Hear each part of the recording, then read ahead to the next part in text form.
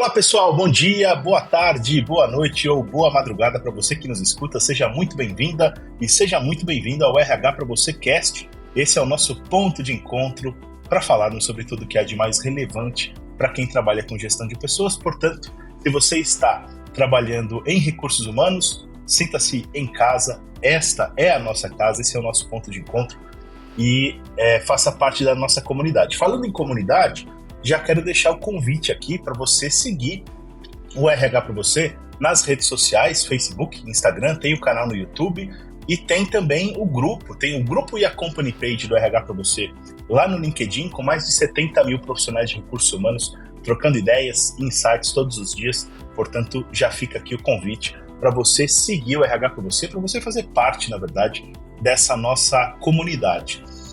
Tema do episódio de hoje, desafios atuais da liderança. Ser líder nas empresas, ser um líder organizacional nos dias de hoje, talvez seja das tarefas mais difíceis. A gente está num contexto, num momento bastante desafiador para todo líder organizacional e a gente vai entender por que é um momento desafiador e vai, claro, tentar desbravar alguns caminhos para se desvencilhar desses desafios. E quem vai guiar a gente por essa jornada é o Gênis Fidelis, gerente executivo da Michael Page e Page Personnel, a quem eu agradeço pela atenção, viu, Gênis? Imagina, Daniel, obrigado você. E também participa comigo hoje a Gabriela Perigato, editora do RH com você. Tudo bem aí, Gabi? Tudo bem, Dan. Obrigada pelo convite. Esse tema é super importante pra gente. A gente sempre fala no RH pra você, gera muita dúvida, debate, curiosidade, então acho que vai render bastante. É isso aí, bora pro nosso bate-papo.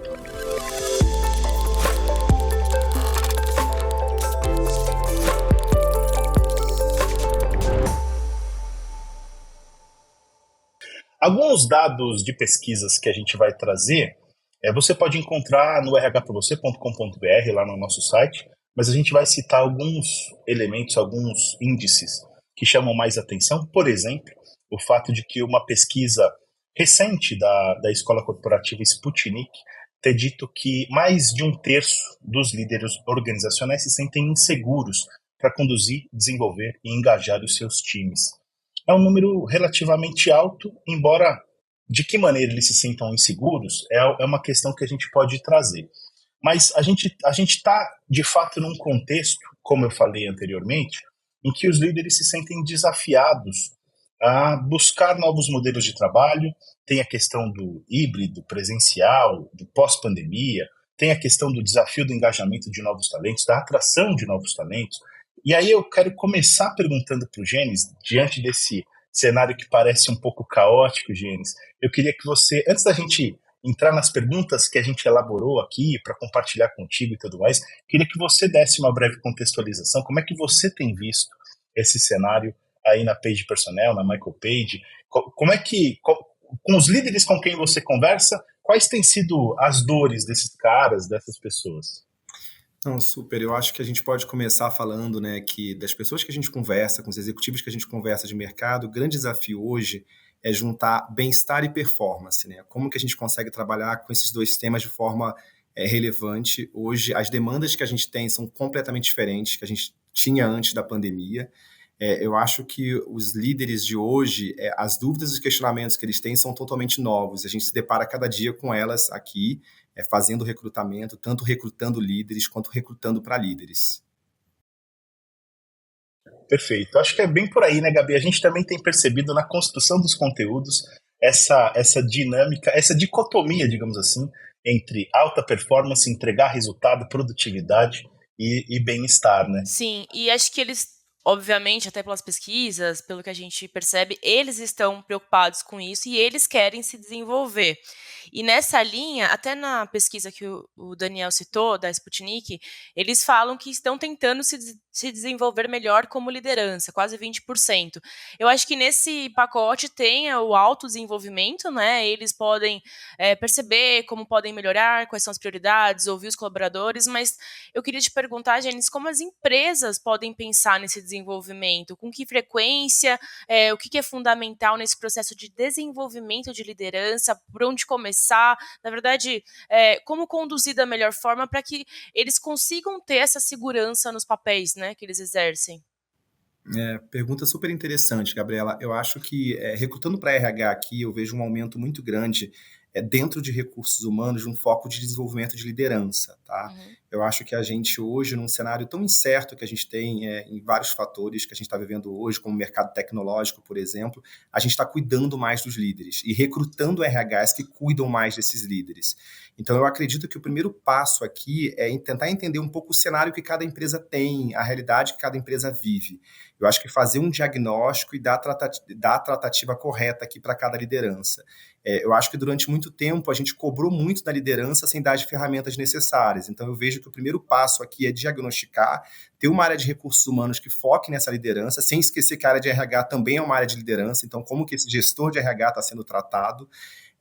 Eu acho que tem um outro fator aqui também da empatia. Eu acho que em momentos onde a gente tem um mercado mudando bastante o tipo de profissional, as características que a gente pede de cada profissional, eu acho que tentar entender também o papel de cada líder, tentar ser um pouco mais empático no movimento de cada liderança, que os tempos são diferentes de mudança, de implementações. Então, eu acho que a empatia seria o segundo fator aqui depois do diagnóstico.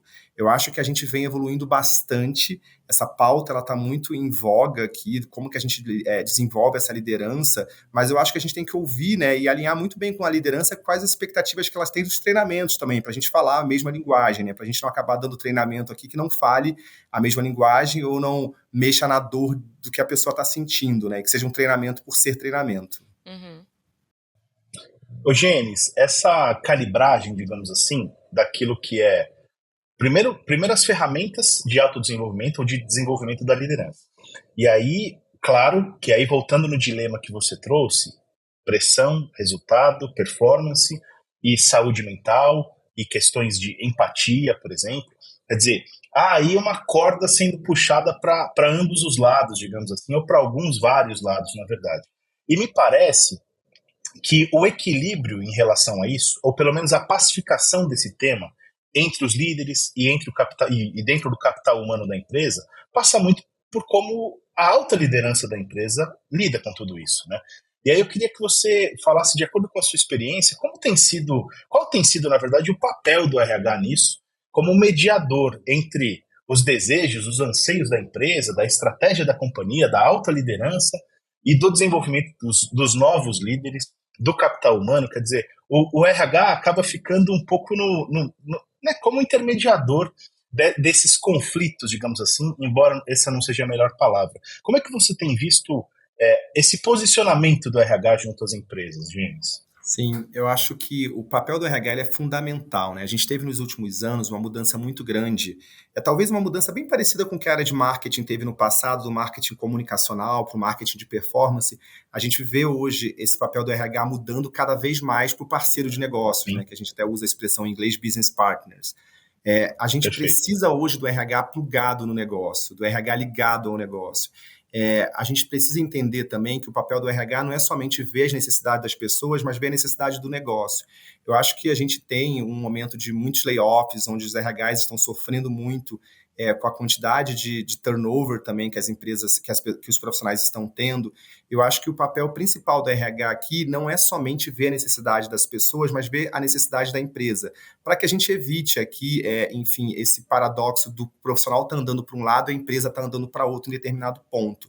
Então, eu vejo que o RH que hoje a gente mais pede, a gente mais recruta, é esse parceiro de negócios, não só porque ele está vendo a necessidade da pessoa e a necessidade do negócio, mas ele está juntando esses dois caminhos. Então, eu vejo uma vertente muito importante dessa parceria de negócios. A gente hoje faz cadeiras muito importantes de desenvolvimento organizacional também, de como a empresa está se desenvolvendo, como é que a empresa está treinando a pessoa, cadeiras onde vão trabalhar plano de sucessão. Eu acho que é um tema bem importante também que o RH tem que tratar. Eu acho que esse RH ele nunca foi tão estratégico como ele está sendo agora. Gênesis, você falou dos layoffs, era até uma pergunta que eu ia te fazer, porque é impossível não acompanhar o que está acontecendo no mercado, né? Você acabou de citar, a gente acompanha todos os dias grandes empresas de tecnologias demitindo, outras também. Aí a gente faz diversas matérias sobre isso. Estava vendo também uma outra matéria hoje, inclusive, sobre esse sentimento de quem fica, né? Tem demissões em massa, aí a pessoa fala, não fui atingida, será que eu ainda vou ser? Será que vai ter mais? Será que eles estão... ou então até o caso da Americanas, né? Ficou algo bem emblemático também, porque saía muita notícia, o que ia acontecer, qual que é o futuro da empresa, e às vezes os colaboradores recebem essas notícias pela mídia, né, não internamente, fica aquela aflição. Então, dentro desses cenários tão complexos, o papel da liderança não é nada fácil, né?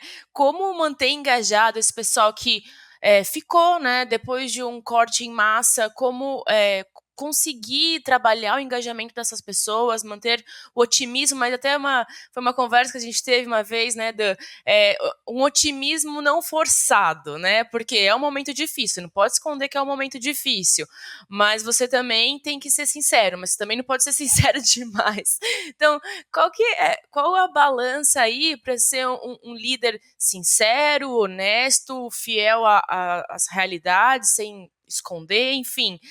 Qual o caminho aí das pedras para essa liderança conseguir manter né, o pessoal informado e engajado?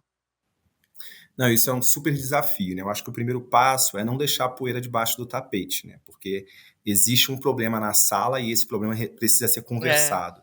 Eu acho que incluir nas pautas, né, nas conversas que a gente tem com os nossos liderados, o momento da empresa, a importância dessa pessoa nesse cenário, para também procurar engajamento, fazendo essa relação, né, a importância, o papel dessa pessoa nesse momento de crise ou nesse momento de transformação da empresa. Eu acho que o primeiro passo é esse, é ser transparente. Claro que um papel de líder, muitas informações que ele sabe, não são informações que ele pode passar sem essas informações estarem filtradas. Mas eu acho que abordar o tema com profissionalismo, com empatia, se colocando no lugar do profissional, porque a liderança também está insegura muitas vezes. Tá? Então, como que a gente consegue gerar esse grau de empatia com o nosso liderado, ao mesmo tempo gerando segurança nesse profissional para que isso não impacte a performance? Então, eu acho que o problema ele tem que ser falado, ele tem que ser mencionado, até porque um caso de uma demissão não pode ser... A gente não pode pegar o profissional de surpresa num caso de demissão.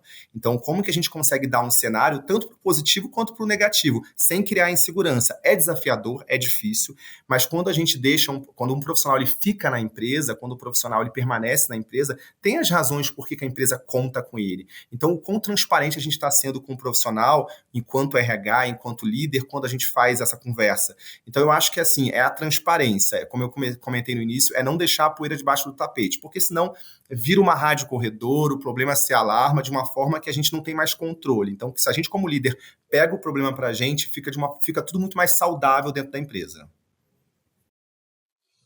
Eu acho que aí a gente fala muito de positividade tóxica, né? Porque a gente sabe que a liderança, como a Gabi falou, né? A liderança tem que ter algum grau de otimismo, né? Não dá para ser aquele líder para baixo, olha, gente, vai dar tudo errado, não tem jeito e tal, não dá para ser isso, mas também não dá para ser fake, né? Não dá para ser uma coisa que todo mundo tá vendo que o cenário é difícil, há instabilidade, há demissões por toda parte, quer dizer, há vários desafios, cada segmento tem os seus particulares, é claro, mas assim, em termos gerais, até macroeconômico, a gente não está num cenário super favorável, né, gente? Então, acho que todo mundo fica inseguro em algum grau. Os líderes também, o Gênesis falou bem, assim, os líderes, aliás, talvez fiquem mais inseguros que todos e tem que filtrar isso na hora de comunicar. E aí, falando em comunicação, Gênesis, eu queria puxar o gancho das ferramentas, né, das habilidades que precisam ser desenvolvidas para que essa liderança possa ter essa atuação mais transparente, que comunica bem, que seja seguro, mas não seja mentiroso, né, de alguma forma, ou ilude o capital humano de alguma forma. E aí eu queria que você falasse um pouquinho das competências, né, tanto soft skills quanto até hard skills. Quais são as competências que precisam ser desenvolvidas por esses novos líderes? E aí talvez a gente esteja falando até do chamado futuro do trabalho, porque o futuro do trabalho é hoje, né? Acho que muitas das competências que a gente falava, agora no futuro do trabalho tem que ter capacidade analítica, tem que ter resiliência e tal, mas hoje já também tem que ter tudo isso, né? Então eu queria que você falasse um pouquinho das competências em si. Sim, eu acho que quando a gente começa a falar de comunicação, é uma competência muito antiga, mas que não pode ser esquecida. Hoje, quando a gente trabalha com um time muito mais diverso, as comunicações são diferentes também. Eu não posso hoje comunicar da forma que eu fui comunicado a minha vida inteira. Então, quando eu falo, por exemplo, das empresas em processo de desligamento, ou em processo, na atualidade um pouco mais delicada, eu acho que a gente pega um ponto aqui de que a gente precisa fazer as reuniões mais frequentes, de que a gente precisa chamar o nosso time para conversar com uma frequência maior. Existe em muitos momentos onde a empresa está numa situação delicada, como eu disse anteriormente, uma rádio corredor que ela populariza um discurso que muitas vezes não é verdadeiro. Então, como eu consigo Sim. ter um pouco mais do controle das informações dentro da empresa, tendo reuniões com o meu time onde eu consiga expor para essas pessoas o que de fato está acontecendo. Então, eu acho que o processo também que o RH pode ajudar bastante é na comunicação interna, assim, dos acontecimentos, do que está acontecendo, da real situação, de uma forma engajadora também, porque a gente também tem que entender que a gente está falando com diferentes públicos. Então, principalmente as pessoas que são líderes de pessoas que lideram, que têm time abaixo, como você colabora, como você ajuda o líder do seu time, que muitas vezes é mais júnior, a engajar, a comunicar. Então, eu acho que a comunicação dentro de um time mais diverso é o primeiro fator que a gente tem que ter nessas situações. Eu acho que tem aqui uma habilidade de trabalhar com times diferentes, times que conseguem fazer vários tipos de trabalhos ao mesmo tempo. Então, a gente não comunica mais somente o time de finanças, o time de marketing, o time comercial. Esses times, muitas vezes, eles fazem atividades entrelaçadas. Então, como eu comunico com a pessoa, não com o time? Isso é importante. Eu falo isso muitas vezes porque as posições que a gente faz hoje, muitas vezes se entrelaçam. E a gente não tem mais aquela velha máxima de falar, olha, com financeiro eu me comunico de uma forma objetiva, ou com comercial de uma outra forma. Não, eu tenho indivíduos atrás de cada área, então hoje um soft skill, uma competência comportamental e técnica que a gente exige muito dos líderes é como identificar os diferentes perfis que eu tenho dentro das áreas, independente das áreas que essas pessoas estão trabalhando. E, Janice, ainda nas habilidades, você estava falando das necessárias, né, nas importantes. Se você pudesse elencar de todas elas a mais difícil de ser desenvolvida, que os profissionais precisam se atentar e olhar cada vez mais, profissionais das empresas, qual você destacaria? Tem algumas aqui, tá? Mas eu diria para você que talvez a capacidade de empatia é a mais importante aqui, porque a gente vive num cenário onde a pressão ela pode ser muito grande. E muitas vezes eu estou pensando só no meu pedaço. Uhum. Então, como que eu consigo pensar no pedaço do outro? Como que as minhas decisões e o meu trabalho impactam no outro? Eu acho que talvez eu vá ranquear essa característica como a característica mais desafiadora dos dias atuais. Uhum. Primeiro porque o mercado ele pode estar um pouco mais desafiador para alguns tipos de empresas, a gente falou de tecnologia, por exemplo, mas também porque os profissionais que a gente lida hoje são profissionais que a gente não lidava 10 anos atrás, com exigências um pouco diferentes. A questão da qualidade de vida, ela traz um ponto muito importante, que é até que ponto vai a nossa cobrança, porque o profissional hoje em dia, a gente fala, né, dentro do mercado de recrutamento, que muitas áreas trabalham com o mercado de candidatos, ou seja, os candidatos estão preferindo onde eles vão trabalhar de acordo com a qualidade de vida que eles podem ter. Então, Perfeito. assim, a capacidade de entender o outro e a necessidade do outro é fundamental hoje em dia. Muitas vezes, um reconhecimento ele não vem no aumento de salário, um reconhecimento vem na flexibilidade que você dá para o profissional. Então, acho que as exigências são diferentes, isso faz com que a gente seja empático em outros fatores que não seja só a questão financeira, por exemplo. Uhum, legal, é até um tema que ia abordar aqui, a gente falou das demissões, né, que é um cenário, né, demissões em massa, às vezes o profissional é pego de surpresa, enfim, tem todo esse cenário, mas tem um outro também que a gente vê pesquisas, fala cada vez mais das demissões voluntárias, né, que as pesquisas mostram, uma da empregos.com, 3 em cada 4 trabalhadores brasileiros pretendem mudar de trabalho. Então, assim, essa vontade de mudar por isso, busco mais flexibilidade, busco mais saúde, estou insatisfeito com o meu salário, enfim, mas é crescente, a gente vê, claro, um cenário de desemprego, um cenário de demissões em massa, mas também tem esse cenário de demissões voluntárias que as pessoas querem sair para buscar melhores condições, que funciona melhor para ela. nesse cenário, a liderança também é desafiada, né, de manter esses colaboradores engajados. E aí eu te pergunto como eles podem trabalhar com esse cenário de demissões voluntárias. Eu acho que quando a gente tem uma demissão de um profissional que pede demissão, de certa forma, em algum canto da gente, a gente já sabia que isso podia acontecer. Se a gente tem uma comunicação clara, se a gente tem esses encontros frequentes. Hoje, eu acho que o líder, né, ele tem que estar num papel de entender que o profissional que está abaixo dele tem uma escolha muito diversa no mercado, de que tipo de empresa, ou que tipo de trabalho ele pode ter. Então eu percebo hoje que se a gente não tiver muito bem casado o propósito do profissional com o propósito da empresa, o momento da empresa com o momento do profissional, isso vai acabar acontecendo. Então, talvez como que a gente evite esses profissionais querendo mudança o tempo inteiro, né? Dando a eles, né, as possibilidades de crescimento e de desenvolvimento que eles querem. Caso isso não seja encontrado, como que a gente conversa para que o profissional faça uma transição de área ou para que o profissional faça uma transição de empresa? Mas eu acho que a clareza na comunicação, a clareza do objetivo do que o profissional quer e do que a empresa quer. Hoje a gente percebe muito que quando a gente entrevista um candidato, muitas vezes a gente percebe que ele não está querendo pedir demissão da empresa, e sim do gestor, porque talvez o gestor falte a comunicação do que a empresa quer. Então eu acho que o desafio ele é muito grande, num caminho de que a gente precisa trabalhar sim comunicação, mas precisa também entender que o profissional ele tem uma necessidade, como a gente como líder também tem a necessidade. Então a comunicação que a gente quer para a gente tem que passar, né, para o nosso liderado. Perfeito. Gênesis, eu quero agradecer a sua participação, vários insights bem bacanas e várias reflexões que ficam da nossa conversa, e eu quero agradecer e desejar muito sucesso para você. Tá bom, super obrigado, pode contar comigo, foi um prazer estar aqui com vocês e falar um pouco mais sobre esse tema que eu sou apaixonado. Gabi, obrigado também por ter participado hoje, viu? Obrigada, Dan. Quero fazer um convite, não sei se eu já estou dando um spoiler, você faria também, mas no dia 25 de maio a gente vai ter o RH Top Talks e esse vai ser um dos temas. A gente vai falar dessas seguranças, das lideranças, como oferecer segurança para que eles exerçam seus papéis, então é um tema bem legal e vai estar é um evento totalmente online, gratuito, então fica o convite também.